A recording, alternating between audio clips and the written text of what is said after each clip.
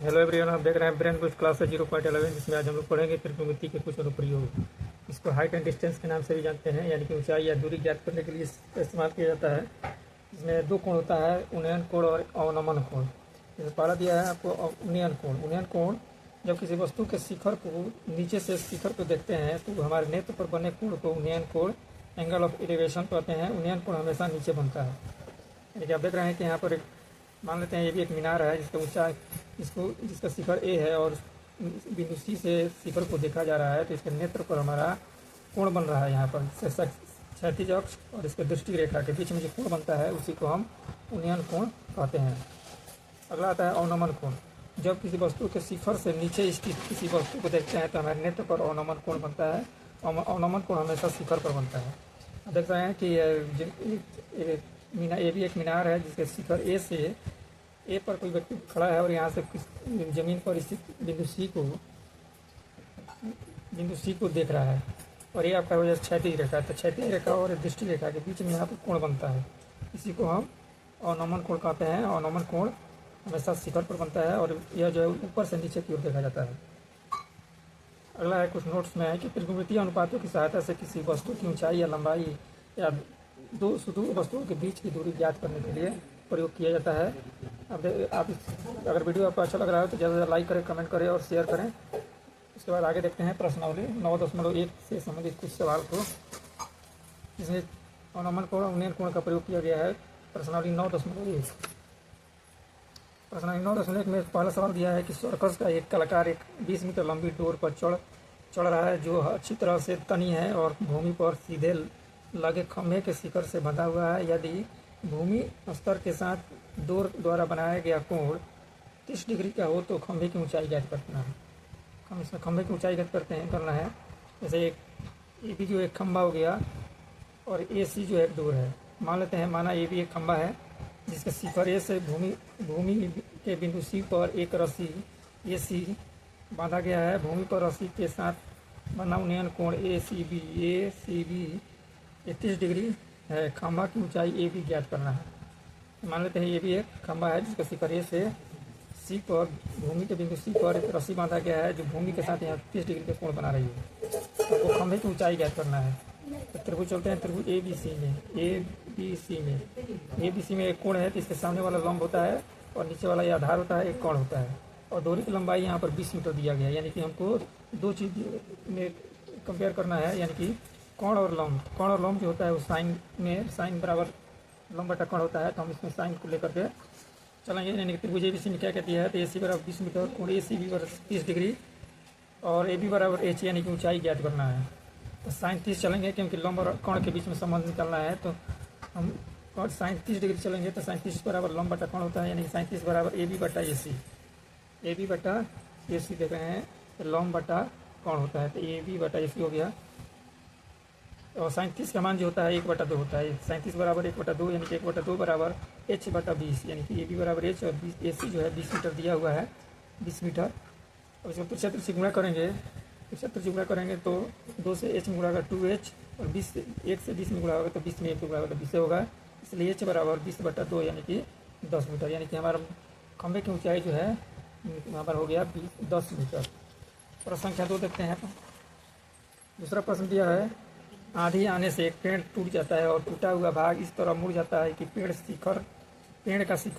के शिखर जमीन को छूने लगता है और इसके साथ 30 डिग्री का कोण बनता है। पेड़ के पास बिंदु की दूरी जहां पेड़ का शिखर जमीन को छूता है 8 मीटर है। पेड़ की ऊंचाई ज्ञात करना है। जैसे मान लेते हैं ये भी एक ए सी जो है एक पेड़ है, आंधी आया है, आंधी आने के बाद से डी पर से पेड़ जो है टूट जाता है, तो टूटने के बाद से झुक करके यह डी पर चला आता है। देख रहे हैं, ए भी एक पेड़ है, ए सी जो है एक पेड़ है और आंधी आने पर बी से टूट जाता है। टूटने के बाद से ए बी जो है आकर के यहाँ डी पर मिल जाता है, ज़मीन के साथ झुकने लगता है और यहीं पर ज़मीन के साथ जो है पेड़ के पाद बिंदु, यानी पाद बिंदु बने जड़, उसके जड़ से 8 मीटर की दूरी पर उसका शिखर झुक जाता है, यहाँ पर 30 डिग्री का कोण बनता है।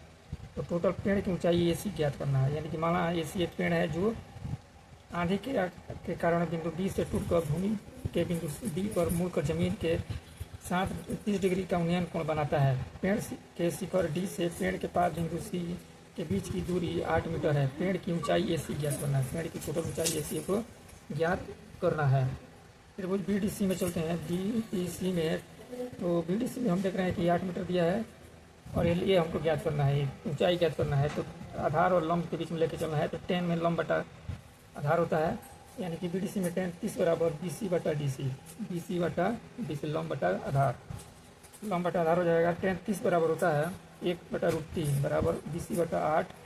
36 से गुणा करेंगे तो 1 से 8 में गुणा करेंगे तो 8 और BC से √3 में गुणा करेंगे तो √3 इंटू BC हो जाएगा बराबर 8। और इसलिए BC बराबर 8/√3 मीटर, यानी कि BC का मान हमारा निकल गया 8/√3 मीटर हो गया। अब संपूर्ण त्रिभुज BDC में चलते हैं। तो BC बराबर अभी निकला है 8/√3 मीटर और DC 8 मीटर दिया है और BD हमको ज्ञात करना है। BD हमको ज्ञात करना है, यानी कि पाइथागोरस प्रमेय से। और BD जो है AB के बराबर है, क्योंकि यहाँ AB जो है यही भाग टूटा है तो BD के बराबर AB है। तो पाइथागोरस प्रमेय से हम जानते हैं कि कोण का वर्ग अन्य दो भुजाओं के वर्ग के योग के बराबर होता है, यानी कि BD बराबर BC का स्क्वायर प्लस DC का स्क्वायर। BC का मान निकला 8/√3 का होल स्क्वायर प्लस DC जो है 8 मीटर दिया है 8 मीटर का स्क्वायर। इसको सॉल्व करेंगे तो 8 8 64 हो जाएगा। √3 का स्क्वायर करेंगे तो √3 बचेगा, √3 का स्क्वायर करेंगे तो 3 बचेगा। उसी तरह से 8 का स्क्वायर करेंगे तो 64/3 प्लस 8 का स्क्वायर करेंगे तो 64, यानी कि हमारा हो जाएगा टोटल हो जाएगा 64 प्लस 1/92, 64 जोड़ 192/3 यानी कि BD स्क्वायर बराबर दोनों को जोड़ेंगे 64 प्लस 192 का दोनों को जोड़ेंगे 256/3। स्क्वायर जाएगा इधर तो रूट में चढ़ जाएगा, यानी कि 256 √256/3। 256 का स्क्वायर रूट होता है 16 और √3 का नहीं होता है तो √3 का 3 हो जाएगा। और पेड़ की लंबाई हमारा हो जाएगा AC जो है BC प्लस AB दोनों के योग के बराबर होना चाहिए।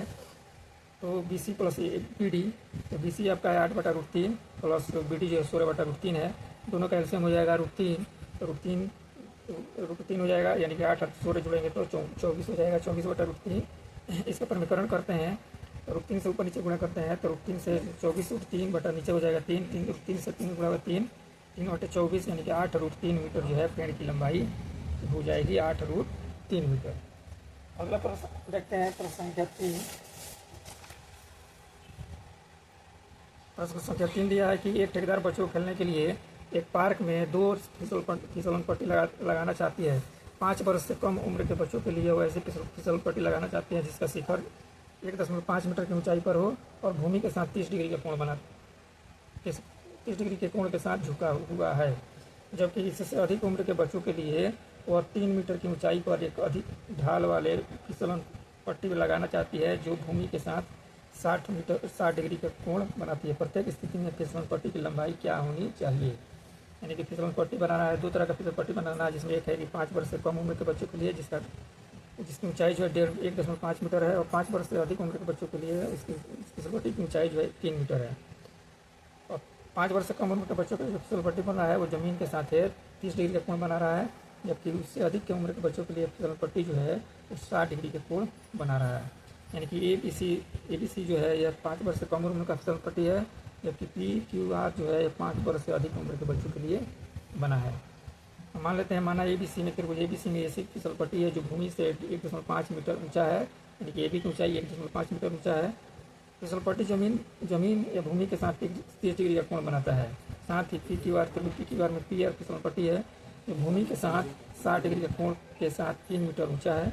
दोनों स्थिति में फिसल पट्टी की लंबाई ज्ञात करना है। तो चलते हैं त्रिभुज ABC में। तो त्रिभुज ABC में sin 30 बराबर 1 AB बटा AC है। sin बराबर होता है लंब बटा कोण, यानी कि sin 30 का मान होता है 1/2, तो 1/2 बराबर 1.5 बटा AC। त्रिशक्ति से गुणा करें तो AC से 1 गुणा करें तो AC, इसलिए AC बराबर 1.5 मीटर गुणे 2, यानी कि 3 मीटर हो जाएगा। ये फिसल पट्टी की लंबाई जो 5 वर्ष से कम उम्र के बच्चों के लिए है। उसके बाद 5 वर्ष से अधिक उम्र के बच्चों के लिए बना है त्रिभुज PQR में देखते हैं तो sin 60 बराबर PQ बटा PR, यानी कि √3/2 बराबर 3 मीटर बटा PR। त्रिशक्ति से गुणा करें तो PR बराबर 2 गुणे 3 मीटर, PR बराबर 6 मीटर, 3 × 6 इसलिए पीयर बराबर 6 मीटर बटा √3।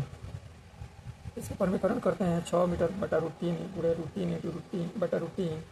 उनका परमीकरण करेंगे तो बचेगा 6 √3 बटा 3, 3 से 6 में भाग करेंगे, 2 मत में कटेगा, 3 दूने 6, उसके बाद हो जाएगा 2 √3 मीटर हमारा राइट आंसर होगा। अगला प्रश्न देखते हैं। भूमि के एक बिंदु से जो मीनार के पाद बिंदु से 30 मीटर की दूरी पर है, मीनार के शिखर का उन्नयन कोण 30 डिग्री है, मीनार की ऊंचाई कहती है। मान लेते हैं ये भी एक मीनार है, इसके शिखर से भूमि बिंदु सी पर 30 डिग्री का कोण बन रहा है, जो मीनार से 30 मीटर की दूरी पर स्थित है। उसी चीज़ को यहाँ पर लिखा गया है कि माना ABC में ये भी एक मीनार है, मीनार के पास बिंदु बी से भूमि पर स्थित बिंदु सी की दूरी 30 मीटर है, साथ ही मीनार के शिखर ए से भूमि पर स्थित बिंदु सी का उन्नयन कोण 30 डिग्री है, मीनार की ऊंचाई ये भी ज्ञात करना है। त्रिभुज ABC में चलते हैं तो 10 यानी कि ऊंचाई और आधार दिया है, ऊंचाई ज्ञात करना है, तो लंब बटा आधार यानी कि 10 में होगा, तो 10 30 बराबर AB बटा BC। 10 30 का मान 1 बटा √3 होता है, तो 1 बटा √3 बराबर AB बटा 30 मीटर। तो गुणा करें तो AB √3 बराबर 30 मीटर गुणे 1, AB बराबर 3 बराबर 30 मीटर, इसलिए AB बराबर 30 मीटर बटा √3। इसका परमीकरण करें तो 30 मीटर बटा √3 गुणे √3 बटा √3, √3 बटा √3 यहाँ पर परमीकरण किया गया है कि AB बराबर 30 मीटर 30 बटा √3, 30 बटा √3 गुणे √3 बटा √3, इसको परमीकरण किया गया है। परमीकरण करें तो ऊपर बचेगा हमारा 30 √3, नीचे हो जाएगा √3 में 3 से कट जाएगा 30 10 मत में हमारा होगा 10 √3 मीटर, यानी कि मीनार की ऊंचाई जो हो जाएगी 10 √3 मीटर हो जाएगा। अगला प्रश्न देखें, प्रश्न संख्या 5। प्रश्न संख्या 5 है कि भूमि से 60 मीटर की ऊंचाई पर एक पतंग उड़ रहा है, पतंग की में लगी डोरी अस्थायी रूप से भूमि एक बिंदु से बांध दिया गया है। भूमि के साथ डोरी का झुकाव 60 डिग्री है, यह मानकर कि डोरी में कोई ढील नहीं है, डोरी की लंबाई जाती है। तो मान लेते हैं माना ये भी एक पतंग है जो 60 मीटर की ऊंचाई पर उड़ रहा है। पतंग की डोरी AC है, पतंग की डोरी AC अस्थायी रूप से बिंदु C पर बांधा गया है, डोरी की लंबाई AC ज्ञात करना है। और ये जमीन पर जो है यहाँ पर 60 डिग्री का कोण बना है, पतंग की डोरी जो है जमीन के साथ 60 डिग्री का यहाँ कोण बन रहा है। तो ABC में चलते हैं, ABC में और पतंग की डोरी ज्ञात करना है कि लंब दिया है, कोण ज्ञात करना है कि लंब या कोण साइन में होता है, तो साइन लेंगे हम, साइन 60 डिग्री बराबर AB बटा AC। साइन 60 का मान होता है √3 बटा 2, और AB जो है 60 मीटर दिया है और AC ज्ञात करना है। तो चलते से गुणा करें तो AC √3 बराबर 2 गुणे 60, इसलिए AC बराबर 2 गुणे 60 बटा √3, और 60 से 2 में गुणा करेंगे तो 120 बटा √3। इसका परमीकरण करें तो √3 से √3 में ऊपर नीचे गुणा करते हैं, तो गुणा करेंगे तो 120 √3 बटा 3, 3 से 3 में गुणा करें तो 3 बचेगा, 3 से 120 में भाग करते हैं तो 3 और 4 12 यानी कि 140 हो जाएगा। तो हमारा AC हो जाएगा 40 √3, यानी कि पतंग की डोरी की लंबाई जो है वो 40 मीटर हो जाएगी। इस तरह से अगर आपको वीडियो आपको अच्छा लग रहा है तो इस वीडियो को ज़्यादा से ज़्यादा लाइक करें, कमेंट करें और शेयर करना ना भूलें, और साथ ही सब्सक्राइब करें।